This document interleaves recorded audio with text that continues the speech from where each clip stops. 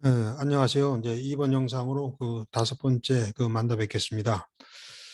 지난번 그 영상에서도 말씀드렸듯이 제가 이제 이 영상을 제작하게 된 이유는 미국인 교회 내에서 이제 한국인 성도분하고 함께 모여서 여기서는 라이프 그룹이라고 이제 칭하는데 몇 년간 성도분들과 함께 그 말씀 나눈 사역을 하면서 성경 공부한 것에 대해서 함께 공유하기 위해서입니다.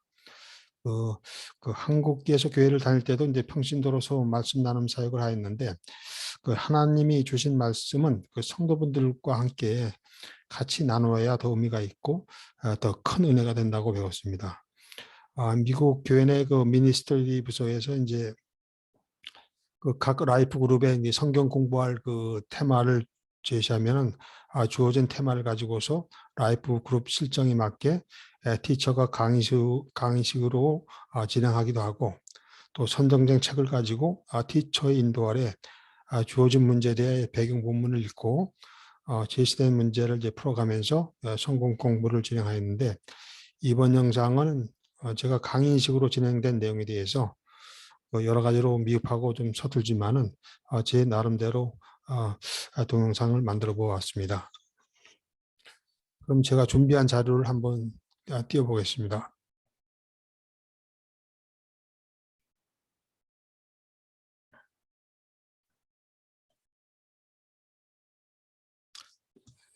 오늘 다룰 본문은 마태복음 8장에서 이제 9장까지 다루려고 하는데 그 8장하고 이제 9장의 주요 주제는 이제 세 가지로 이렇게 볼 수 있겠습니다. 화면을 보시면은 그 8장, 9장의 전체적인 주제를 이제 세 가지로 볼 수 있는데 첫 번째는 이제 8장 1절에서 이제 21절까지는 이 땅에서 이제 예수님께서 이제 이 땅에서 펼쳐주신 치유의 기적의 역사를 통해 장차 도래하게 될 하나님이 다스리는 나라는 어떠한 곳인가, 그래 하나님이 다스리는 나라는 어떠한 곳인가를 우리들에게 보여주고 있다는 그 내용이고요.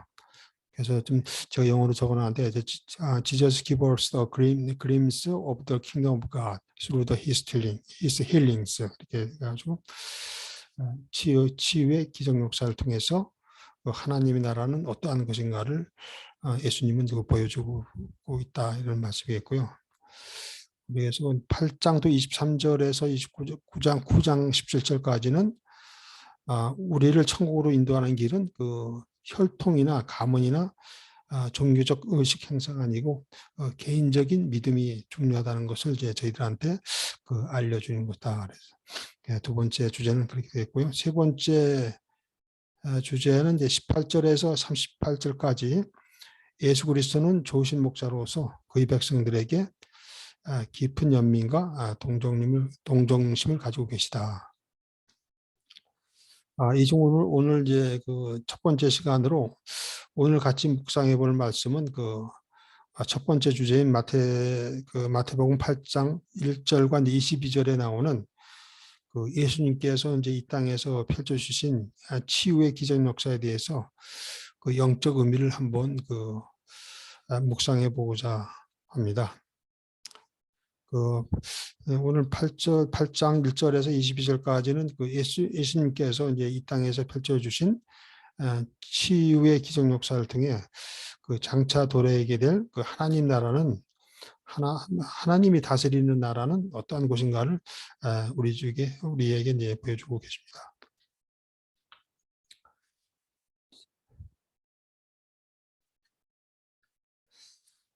말씀 공부하기 전에 이제 이번 장에서 우리가 무엇을 좀 배우고 묵상하고 실천해야 할 것인지에 대해서 한번 제가 간단하게 한번 질문을 띄워봤는데요.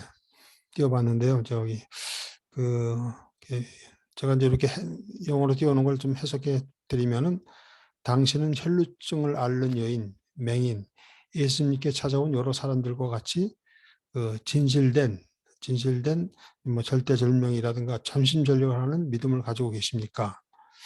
그러한 믿음은 어떻게 가졌습니까?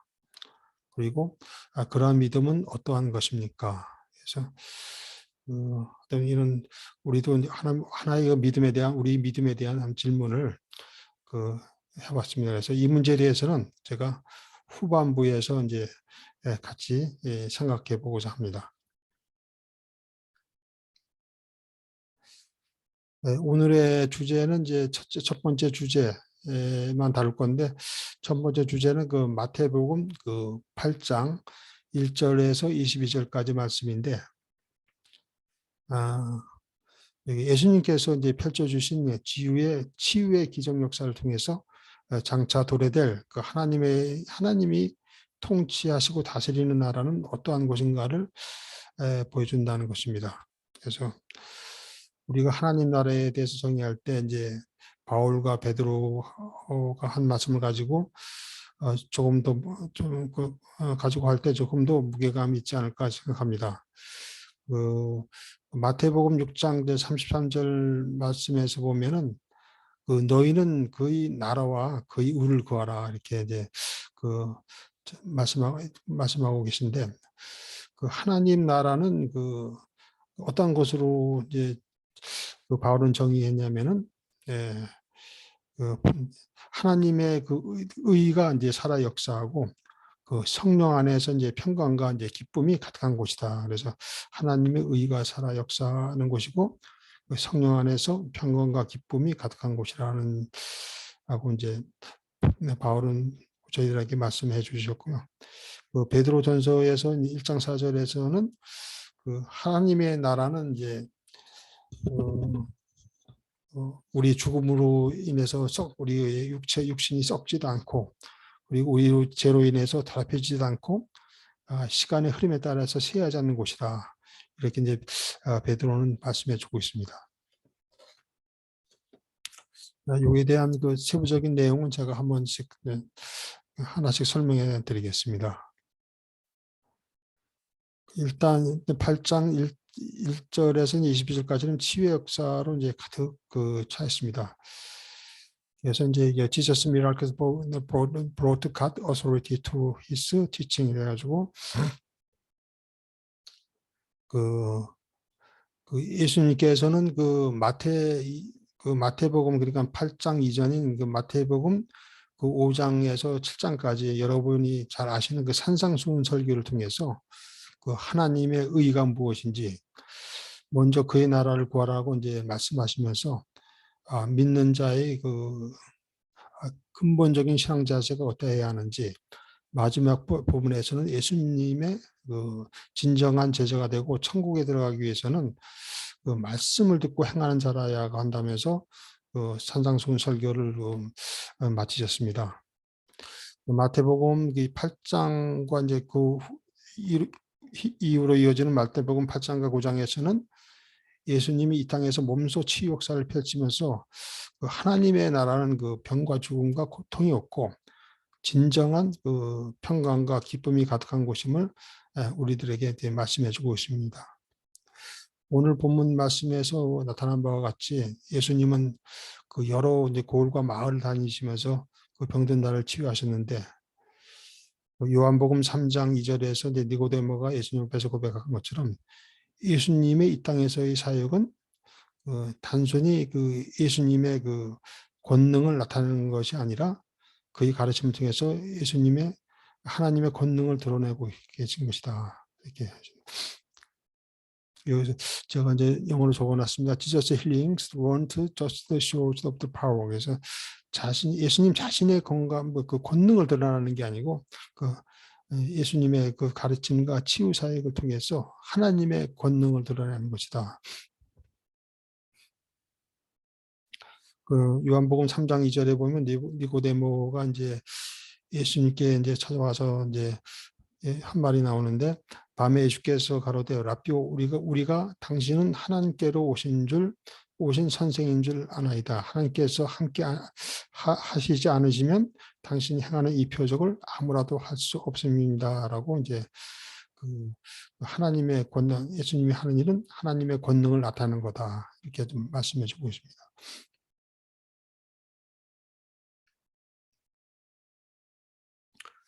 두 번째로는 이제 예수님의 치유 사역은 예수님의 치유사역은 예수님의 치유사역이 전체적인 목적이 아니고 치유가 전체적인 목적이 아니고 예수님의 어떤 그 치유사역은 이 땅에서의 치유사역은 장차 우리가 맛보게 될 실제적인 천국이 어떠한 곳인가를 보여주고 있습니다.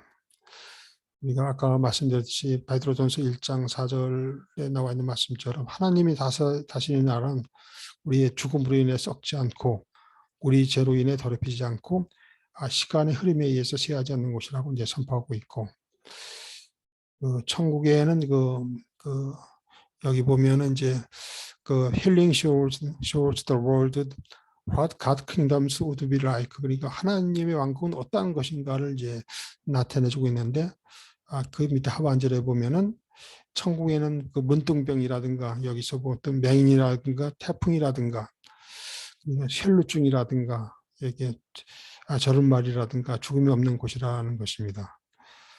그리고 이제 최종적으로 이제 예수님의 그 육체적 치유 사유는 예수님이 보다 큰 치유 사역을 예표하신다는 말씀이기도 한데 예수님의 이 땅에서의 치유 사역은 그 장차 조대될 십자가의 희생 제물 대심을 통해서 우리의 그 영적인 병인 죄를 근본적으로 치유해 주시는 예수님의 우리를 향한 궁극적인 치유 역사를 우리에게 보여주고 계시는 겁니다.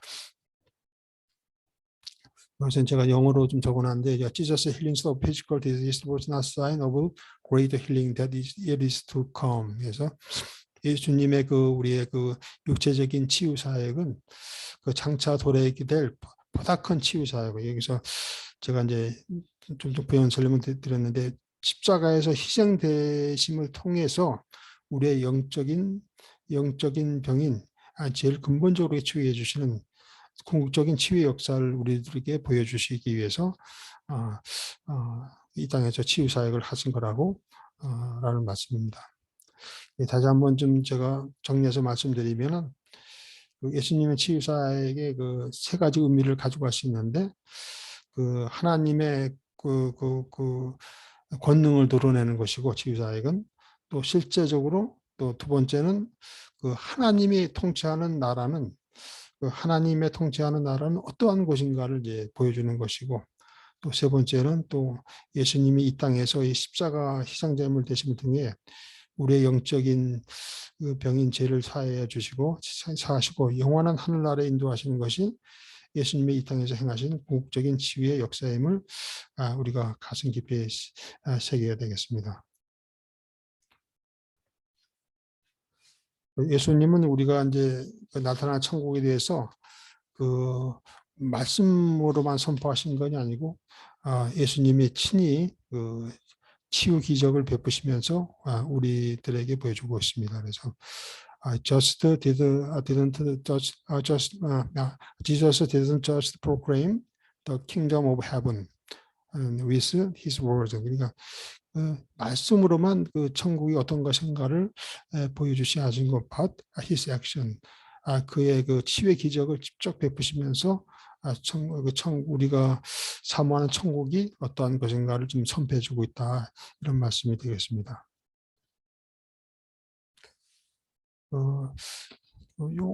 오늘 본 말씀에서 본 우리가 이제 행하신 기적의 역사 내용은 제가 이제 일일이 설명을 하지 않더라도 이제 그 내용은 좀 믿음 생활하신 분이라면 잘 아실 줄 믿습니다. 그래서 저는 제가 이제 예수님의 치유, 믿음과 치유 사역에 대해서 한번 쭉 나름대로 정리를 해봤는데요. 좀 복잡은 한데 한번 제가 간단하게나마 한번 설명해 보겠습니다.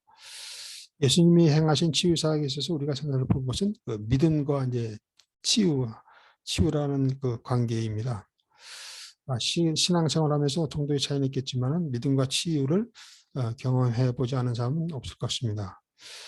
그래서 이제 치유 내용을 간단히 제가 이제 살펴보면은 8장과 이제 9장의 일부분도 있는데 8장과 9장에 나타난 치유사에게 내용을 좀 저희가 간단히 살펴보면 8장 1절과 4절에서는 예수님이 문둥병 환자 래퍼를 치유하는 말씀이 나오고 8장 5절과 13절에서는 예수님이 가버나움에서 그 중풍병으로 누워 있는 그 백부장의 하인을 그 치유하는 말씀이 나오고 8장 14절에서 이제 17절에서는 예수님께서 이제 베드로 집에 들어가셔가지고 이 열병으로 앓아누워 있는 그 베드로 장모를 치유하는 말씀이 나오고요.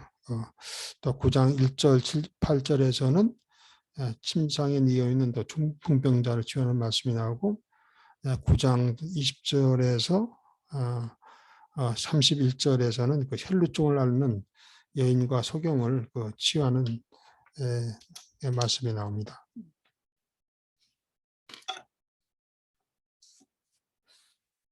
그래서 조금 좀 덧붙여서 말씀드리면은 그 문둥병자 그 8장 1절과 4절에서 나와 있는 거는 그 문둥병자와 그 백부장, 그 백부장 8장 5절 13절에 나오는 백부장은 그 예수님께 대한 높은 존경심을 가지고 있었고, 제가 이제 영어로 써놨습니다. Great respect of reverence of Jesus.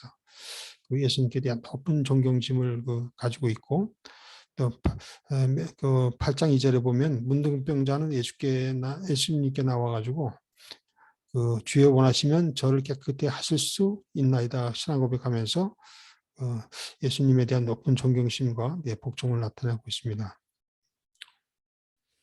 그리고 예수님은 그 말씀으로만 그 문둥병자를 치료할 수 있었지만은 그 예수님은 문둥병자를 직접 그 오르만지시면서 이것은 문둥병자를 만나는 것은 구약의 정례의식에 이제 바라는 것이라 이렇게 뭐 레위기 13장에 나타나 있다고 그러는데 근데 그런 거를 개의치 않으면서 문둥병자를 직접 오르만지시면서 문둥병을 오래 앓으면서 인간관계에서 깊은 그 소외감과 고립감을 느꼈을 문둥병자에게 깊은 사랑과 연민의 감정을 드러내고 계십니다. 그리고 이제 8장 5장 13절에서는 이제 예수님이 가버나움에 가셔가지고 중풍병을 앓고 있는 그 백부장 하인을 그 치유하는 말씀이 나오는데 그때 백부장은 8절에 주유하면서 내 집에 들어오심을 나는 감당치 못하겠사오니 말하면서 예수님께 대한 높은 그 존경심을 나타내고 있습니다. 그 당시 이제 하인이면 단순히 물건으로 취급받을 수 있고 재정적인 이유로 다른 사람으로 대체할 수도 있겠지만은 백부장은 하나님께 예수님께 매달리면서 그 하인의 병을 치유해달라고 매달리는 깊은 그 믿음을 드러내고 있습니다. 8장 초 14절 이제 14절에서 또 17절까지는 예수님께서 이제 베드로 집에 가셔서 이제 열병으로 누워 있는 그 베드로 장모를 치유하는 말씀이고 그 여인이 이제 질병이 치유됐을 때 여인이 일어나서 이제 수종 들었더라 이런 말씀이 나와 있습니다. 그리고 이제 마태복음 9장 1절 8절에 보면은 조금 특이한 장면이 나오는데 2절 말씀에서 그 9장 2절 말씀에 보면은 예수님이 중풍병자의 믿음을 보시고 내 제사함이 받았느니라 말씀하시면서 그 병을 치유하는 장면이 나오는데 이에 그 당시 서기관들은 그 하나님만이 죄를 사실 수 있다고 알고 있는데 예수님이 하나님과 동일시됨을 말씀하고 있으니까 그 서기관들은 예수님이 그 신성 모독을 하고 있다. 이렇게 이제 주장하면서 이렇게 예수님을 공격했는데 예수님은 여기에서 이제 그의 그 신성을 드러내시고 우리에게 첫 번째 필요한 것은 그 육체적 질병 치유도가 아니고 죄의 사함이 중요하다. 그래서 여기에 제가 영어로 적어놨는데 9장 1절에서 8절에 요약된 거 보면은 What we need is forgiveness of sin, not physical healing. 그래서 육체적 질병 치유가 아니고 죄의 삶이 필요한 것을 말씀으로 잘 드러내고 있고 또 우리가 이제 9장 20절에서 이제 31절 인용이 그 중에서도 21절에 보면 9장 그 21절에 보면은 혈루증을 앓는 여인을 이제 치유하는 장면인데 혈루증을 앓는 여인이 이는 제 마음에 그 겉옷만 만져도 구원을 받겠다 함이라고 고백하면서 그 예수님의 그 겉옷을 겉옷을 만지면서 예수님께 열렬히 간청하는 모습. 그래서 이 영어로 제가 빨간 글씨로 이렇게 써놨었는데 gestures of fervent entreaty 이렇게 해가지고 열렬히 간청하는 모습을 보면서 예수님이 22절에서 내 믿음이 너를 구원하다 하시니라고 말씀하시면서 그 혈루증을 앓는 여인을 치유하는 장면이 나옵니다.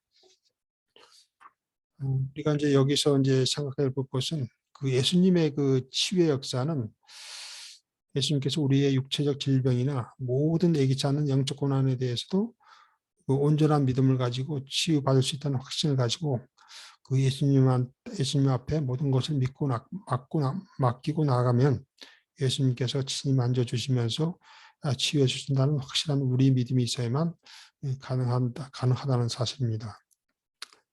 사실 우리가 이 세상에 살면서 예기치 않은 또 질병을 만나고 또 고난을 당할 때 예수님께 간구하기 전에 그 원망한 적이 없는지 한번 우리의 믿음의 현주소를 살펴볼 필요가 있겠습니다.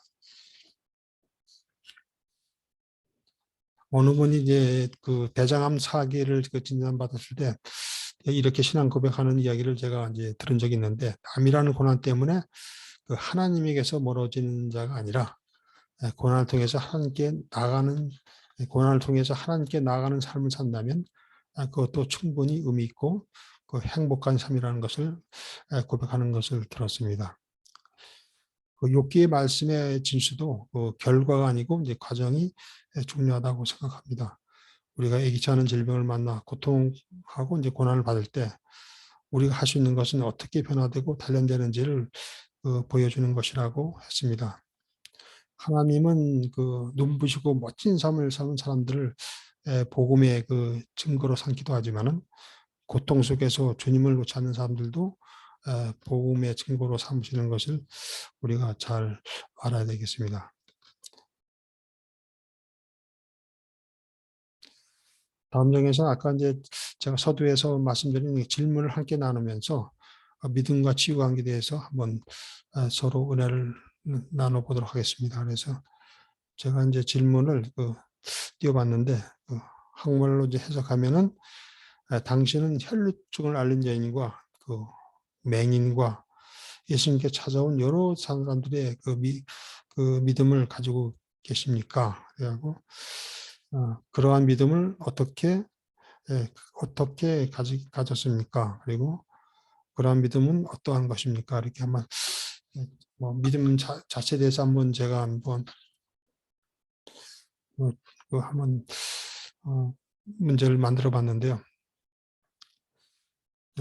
우리는 그 믿음에는 그 보통 그 네 가지 단계가 있다 그러더라고요. 우리가 잘 아는 골로새서 2장 6절 7절 말씀을 보면 그러므로 너희가 그리스도 예수를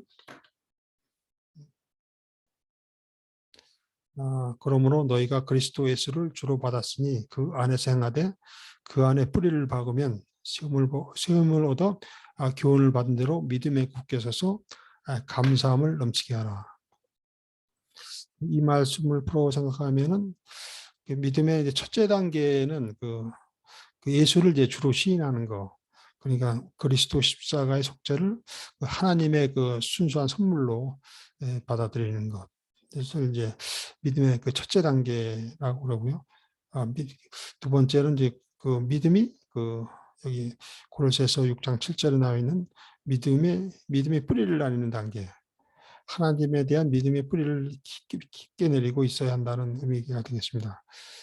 그러니까 세상적인 뭐 지식이라든가 자신의 그 명철한 그 판단력에 의존하지 말고 그 성령에 의지해서 믿음의 깊은 뿌리를 내려야 된다는 얘기고, 또 세 번째 단계는 그 뿌리를 박으면 내 세움을 받아 믿음에 굳게 서라. 그래서 세상적인 그 염려라든가 와 같은 그 허망한 마음을 품지 말아야 된다고 이제 저희들한테 말씀해 주고 있는 거고요.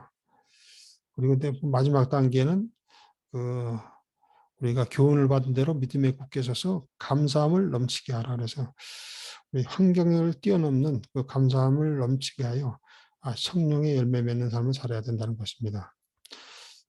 그 바울도 이제 이러한 그 믿음의 단계를 이제 말씀하면서 그 딴 것을 찾지 말고 오직 오직 믿음 안에서 굳건하게 나가면서 우리 성숙한 믿음을 우리 성숙한 믿음을 가져야 된다고 말씀해 주고 있습니다.